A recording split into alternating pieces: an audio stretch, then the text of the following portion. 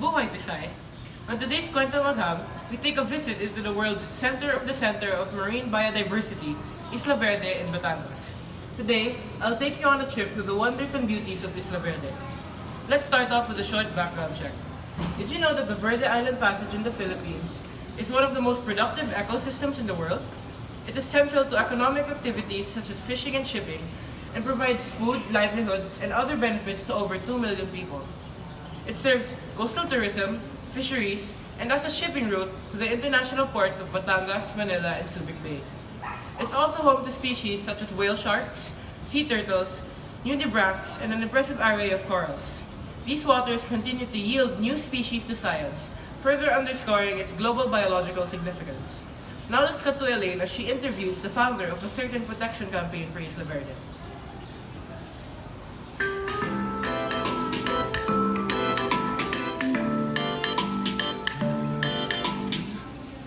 Mabuhay, Mr. Yam. I'm here today with Rafa Escarial, a local fisherman who pioneered for a campaign aiming towards the preservation and protection of the biodiversity in Isla Verde. Would you mind giving us a short take on your campaign?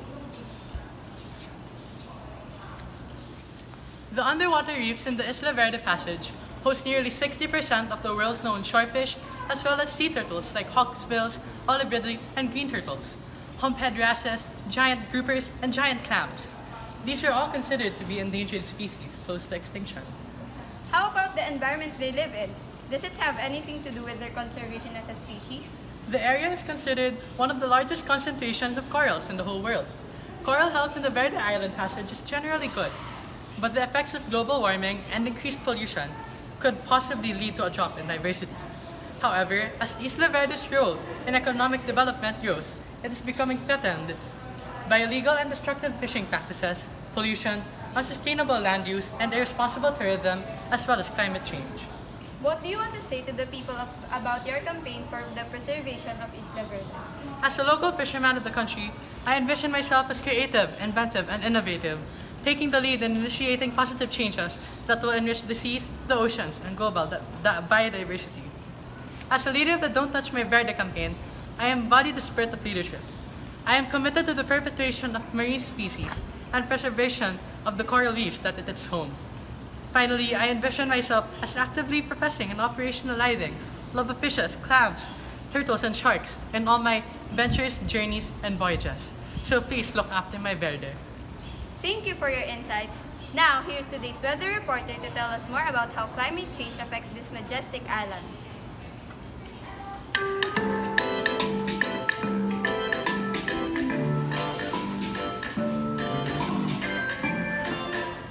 Indeed, Isla Verde is one magnificent wonder of our world, but like the rest of the earth, it faces its problems too, and this is where our concept of climate change comes in.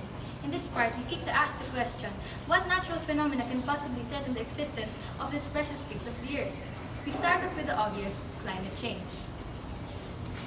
This climate change can lead to other phenomena which would be more apparent in their effect. First, we have coral bleaching, which is usually caused by stress in nutrients and temperature. Secondly, we have rising sea levels. The melting of glaciers and icebergs have made our seas increase in height, which is bad for plants because they need relatively shallow water in order to photosynthesize. These are just two of the possible effects of climate change that can damage marine life. Combined with other effects, such as stormy weather and acid rain, Isla Verde is at risk, should we not do our best to save it.